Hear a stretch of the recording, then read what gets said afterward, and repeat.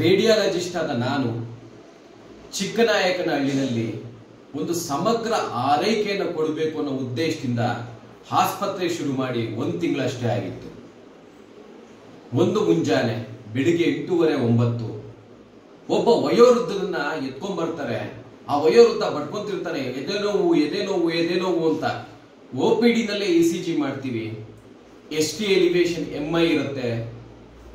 ಆ ಕಡೆಯವ್ರನ್ನ ಕರಿತೀವಿ, heart attack ಆಗಿದೆ ಕಣಪ್ಪ, ಮೇಜರ್ ಹಾರ್ಟ್ ಅಟ್ಯಾಕ್ ಆಗಿದೆ, ECG ಇದೆ, 4 ಮಾತ್ರೆ ನುಂಗಿಸ್ಬೇಕು, ಥ್ರಾಂಬೋಲೈಸ್ ಮಾಡಬೇಕು, ಎಮರ್ಜೆನ್ಸಿ ಇದೆ ಕಣಪ್ಪ ಅಂತ ಹೇಳ್ತೀವಿ. ಅಲ್ಲಿ ಬಂದಂತ ಒಬ್ಬ ಸ್ಥೂರದ್ರೂಪಿ ತುಂಬಾ ಚೆನ್ನಾಗಿ ಕಾಣುವಂತ ಒಬ್ಬ ನವಯುವಕ ಆ ECG ತಗೊಂಡು ಫೋಟೋ ತಕ್ಕೊಂತ ಇರ್ತಾನೆ. ಅಲ್ಲಿ ಯಾರು ನಿರ್ಧಾರ ಮಾಡೋ ಪರಿಸ್ಥಿತಿನಲ್ಲಿ ಇರಲ್ಲ. 4 ಮಾತ್ರೆ ತಗೊಂಬರೋರು ಗತಿ ಇಲ್ಲ. ಅಲ್ಲೊಂದು ಹೆಣ್ಣು ಮಗು ಇದೆ, ಹೊಸದಾಗಿ ಮದುವೆ ಆಗಿರ್ಬೋದು, ಒಂದಿಷ್ಟು ಜನ ಇದ್ದಾರೆ, ಯಾರು ರೆಸ್ಪಾಂಡಿಂಗ್ ಇಲ್ಲ.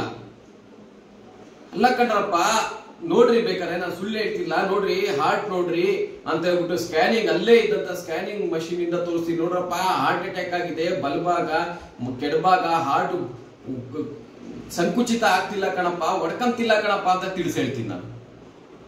ಅವನು ಇನ್ನಿಲ್ಲಿ ಸರ್ ನಾನು ಇದನ್ನು ವಿಡಿಯೋ ಮಾಡ್ಕೊಂತೀನಿ ಅಂತೇಳಿ ವಿಡಿಯೋ ಮಾಡ್ಕೊಂತಾನೆ. ಅಲ್ಲ ಮರ, ಯಾಕೆ ವಿಡಿಯೋ ಮಾಡ್ಕೊತಿದ್ಯಾ? ಸರ್ ನನ್ನ ಫ್ರೆಂಡು ಡಾಕ್ಟರ್ ಸರ್, ಆಸ್ಟ್ರೇಲಿಯಾದಲ್ಲಿದ್ದಾನೆ, ಕಳಿಸ್ತಾ ಇದೀವಿ ಸರ್.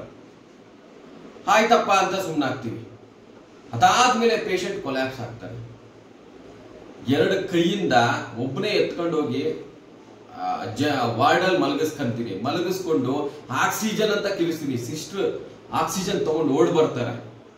ಹಾಕಿ CPR ಶುರು ಮಾಡ್ತೀವಿ. CPR ಶುರು ಮಾಡಿದಾಗ ಆ ನವಯುವಕ ಬಂದ್ಬಿಟ್ಟು ಮೊಬೈಲ್ ಕೊಡ್ತಾನೆ. ಸರ್ ನಮ್ಮ ಫ್ರೆಂಡ್ ಮಾತಾಡ್ತಾರಂತೆ, ಮಾತಾಡಿ ಸರ್ ಅಂತ. ಸರ್ ಹೇಳಿ ಅಂತ. ಸರ್ ನಾನು ಆಸ್ಟ್ರೇಲಿಯಾದಲ್ಲಿ ಡಾಕ್ಟರ್ ಇದ್ದೀನಿ, ಅದು ಆಂಟೀರಿಯರ್ ವಾರ್ MI ಸರ್, ಅದನ್ನು ನೀವು ರೇಡಿಯಾಲಜಿಸ್ಟ್, ನೀವೇನ್ ಮಾಡ್ತೀರಾ ಅಂತ ಹೇಳ್ತಾರೆ. ಏನು ಉತ್ತರ ಕೊಡ್ಲಿ ನಾನು? ಸರ್ ಇಲ್ಲ ಸರ್, ಜೀವ ಹೋಗ್ತಾ ಇದೆ ಸರ್, CPR ಮಾಡ್ತಾ ಇದೀವಿ ಸರ್ ಅಂತ ಫೋನ್ ಕಟ್ ಮಾಡಿ CPR ಕಂಟಿನ್ಯೂ ಮಾಡ್ತೀವಿ. ಆ ನವಯುವಕ ಅಷ್ಟೊತ್ತು ಸುಮ್ಮನಿದ್ದೋನು, ಸಿಸ್ಟರ್ ಬೇಗ ಆಕ್ಸಿಜನ್ ಹಾಕ್ರಿ, ಬೇಗ ಅದ್ ಮಾಡಿ ಇದ್ ಮಾಡಿ ಅಂತ ಹೇಳ್ತಾನೆ. ಮಾಡುವ ಟೈಮಲ್ಲಿ ಅವ್ನು ನಿರ್ಧಾರ ಮಾಡಲಿಲ್ಲ. ಅವನು ಕರ್ಕೊಂಡ್ ಬಂದಿದ್ನಲ್ಲ ವ್ಯಕ್ತಿ, ಆ ವ್ಯಕ್ತಿಯ ಅಳಿಯ ಮದುವೆ ಆಗಿ ಕೆಲವೇ ದಿನ ಆಗಿದೆ. ಈ ತಾತ ಬೆಳಿಗ್ಗೆ ಎದ್ದು ನೀರ್ ತಗೊಂಡ್ಬರ್ತೀನಿ ಅಂತ ನೀರ್ ತಗೊಂಡ್ಬಂದಕ್ಕೆ ಹೋಗಿದೆ. ಕೊಡದಲ್ಲಿ ನೀರ್ ತಗೊಂಡ್ಬಂದು ಮನೆ ಹತ್ರ ಕೊಡ ಇಟ್ಟು ಸುಸ್ತಾಗಿ ಎದೆ ನೋವು ಅಂತ ಕೂತಿದೆ. ಇವನು ಆ ವಯೋವೃದ್ಧರನ್ನ ಹಾಸ್ಪಿಟಲ್ ಕರ್ಕೊಂಡ್ ಬಂದಿದ್ದಾರೆ. ಹಾರ್ಟ್ ಅಟ್ಯಾಕ್ ಆಗಿದೆ ಅಂದ್ರೆ ಆ ಸ್ಥೂಲದ್ರೂಪಿ ಯುವಕನಿಗೆ ಡಾಕ್ಟರ್ ಮೇಲೆ ನಂಬಿಕೆ ಇಲ್ಲ. ಅವನ ಸ್ನೇಹಿತ ಆಸ್ಟ್ರೇಲಿಯಾದಲ್ಲಿ ಇದ್ದಾನೆ ಡಾಕ್ಟ್ರು ಅಂತ ಹೇಳಿಕೊಳ್ಳುವ ಸಂಭ್ರಮ ಅವನಿಗೆ. ಹೊಸ ಮದುವೆ ಆಗಿರೋ ಹೆಂಡತಿ ಮುಂದೆ, ಅಲ್ಲಿರೋ ಜನಗಳ ಮುಂದೆ ಅವನು ಮೊಬೈಲ್ ಅಲ್ಲಿ ಫೋಟೋ ತೆಗೆದು ವಿಡಿಯೋ ಮಾಡಿ ಕಳಿಸೋದ್ರಲ್ಲಿ ಬ್ಯುಸಿ ಇದ್ದಾಗ್ಲಿ ನಿರ್ಧಾರ ಮಾಡೋದ್ರಲ್ಲಿ ಯಾರು ಗಮನ ಹರಿಸಲಿಲ್ಲ. 4 ಮಾತ್ರೆ ಕೊಡಿಸೋರು ದಿಕ್ಕಿರ್ಲಿಲ್ಲ ಅಲ್ಲಿ. ಆಯ್ತಾ? ಡೆತ್ ಆದ್ಮೇಲೆ ಗಲಾಟೆ ಮಾಡ್ತಾ ಬಂದು, ನೀವು ಕರೆಕ್ಟ್ ಆಗಿ ಟ್ರೀಟ್ಮೆಂಟ್ ಕೊಡ್ಲಿಲ್ಲ, ಮುಂಚೆನೆ ಹೇಳ್ಬೇಕಾಗಿತ್ತು. ಎಲ್ಲಿ ಹೇಳಕ್ ಅವ್ನು ಏನ್ ತಾನೇ ಮಾಡಿದ್ದ ಅವನು? ಬೇರೆ ಯಾರೋ ಒಬ್ಬ ರಾಮ ಮೆಡಿಕಲ್ ಸ್ಟೋರ್ ಅವರೆಲ್ಲ ಬಂದು ಸಮಾಧಾನ ಮಾಡಿ, ಮತ್ತು ಮಾರುತಿ ಮೆಡಿಕಲ್ ಸ್ಟೋರ್ ಬಂದು ಸಮಾಧಾನ ಮಾಡಿ ಕಳಿಸ್ತಾರೆ ಆ ವ್ಯಕ್ತಿನ. ಇಲ್ಲ ಅವ್ರು ಡೆತ್ ಆಗಿದೆ, ನೀವು ಹಾರ್ಟ್ ಅಟ್ಯಾಕ್ ಆಗಿದೆ ಅಂತ. ಅಲ್ಲ, ಆಸ್ಟ್ರೇಲಿಯಾದಲ್ಲಿರೋ ಡಾಕ್ಟರ್ಗನ್ನ ಕಾಮನ್ ಸೆನ್ಸ್ ಬೇಡವಾ? ಹಾರ್ಟ್ ಅಟ್ಯಾಕ್ ಆಗಿದೆ, ಮೇಜರ್ ಹಾರ್ಟ್ ಅಟ್ಯಾಕ್ ಆಗಿದೆ, ಅಲ್ಲಿರೋ ಡಾಕ್ಟರ್ ರೇಡಿಯಾಲಜಿಸ್ಟ್ ಯಾರೋ ಏನೋ ಎಫರ್ಟ್ ಆಗ್ತಿದ್ದಾನೆ, ನಾನು ಮಾತಾಡಬಾರ್ದ? ಅಲ್ಲಿರೋ ಪರಿಸ್ಥಿತಿ ಏನು ಅಂತ ಕಾಮನ್ ಸೆನ್ಸ್ ಬೇಡವಾ?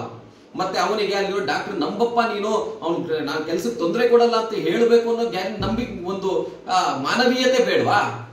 ನಾಳೆ ಅವರು ಆಸ್ಟ್ರೇಲಿಯಾದಲ್ಲಿ ಇದ್ದಾರೆ, ನಮ್ಮ ಎಷ್ಟೋ ಜನ ಸ್ನೇಹಿತರು ಬೇರೆ ಬೇರೆ ಕಡೆ ಇದ್ದಾರೆ, ಜೂನಿಯರ್ಸ್ ಬೇರೆ ಬೇರೆ ಕಡೆ ಇದ್ದಾರೆ. ಅವರ ತಂದೆ ತಾಯಿ ಮಕ್ಕಳು ಮರಿ ಹಿರಿಯರು ಗುರುಗಳಿಗೆ ಏನಾದ್ರೂ ಹೆಚ್ಚು ಕಡಿಮೆ ಆದ್ರೆ ಇಲ್ಲಿ ಚಿಕಿತ್ಸೆ ಮಾಡ್ಲಿಕ್ಕೆ ಅವ್ರ ಅಪ್ಪಣೆ ತಗೊಂಡು ಕೂತ್ಕೊಳಕ್ ಆಗ್ತದ? ಎಲ್ಲಾನು ಒಂದು ಕ್ಷಣ ಯೋಚನೆ ಮಾಡಿ. ಅಲ್ಲಿರುವ ಡಾಕ್ಟರ್ ಅವನು ಒಂದು ನಿರ್ಧಾರ ಮಾಡ್ಲಿಕ್ಕೆ ಅನುಕೂಲ ಮಾಡ್ಕೊಡಿ. ಅದನ್ನ ಬಿಟ್ಟು ಅವನು ಎಕ್ಸ್ರೇ ತೆಗಿಯೋನು, ಅವನೇ ಹಾರ್ಟ್ ಅಟ್ಯಾಕ್ ನೋಡ್ತಾನೆ ಅಂದ್ರೆ ಯಾರೋ ಒಬ್ರು ನೋಡ್ಬೇಕು ತಾನೆ ತಾಲೂಕ್ ಮಟ್ಟದಲ್ಲಿ. ಅದಕ್ಕೆ ಬೇಕಾಗಿರೋ ವ್ಯವಸ್ಥೆ ಇಟ್ಕೊಂಡಿರ್ಬೇಕು ತಾನೆ. ಅದನ್ನ ನಾನು ಮಾಡ್ತಾ ಇದ್ದೀನಿ ತಾನೆ. ಒಬ್ಬ ಮನುಷ್ಯನ ಅದು ಎಷ್ಟು ಅಂತ ಜಡ್ಜ್ ಮಾಡ್ತೀರಾ? ಹೊಸದಾಗಿ ಹಳ್ಳಿಗಳ ಕಡೆ ಬಂದು ಹಾಸ್ಪಿಟ್ಲ್ಗಳು ಮಾಡಿ ಸಮಾಜ ಸೇವೆ ಮಾಡಬೇಕು ಅಂತ ಇರೋ ಎಲ್ಲ ನವ ಯುವಕ ವೈದ್ಯರಿಗೆ ಇದೊಂದು ಎಚ್ಚರಿಕೆ ಗಂಟೆ ಜ್ಞಾಪಕ ಇರಲಿ.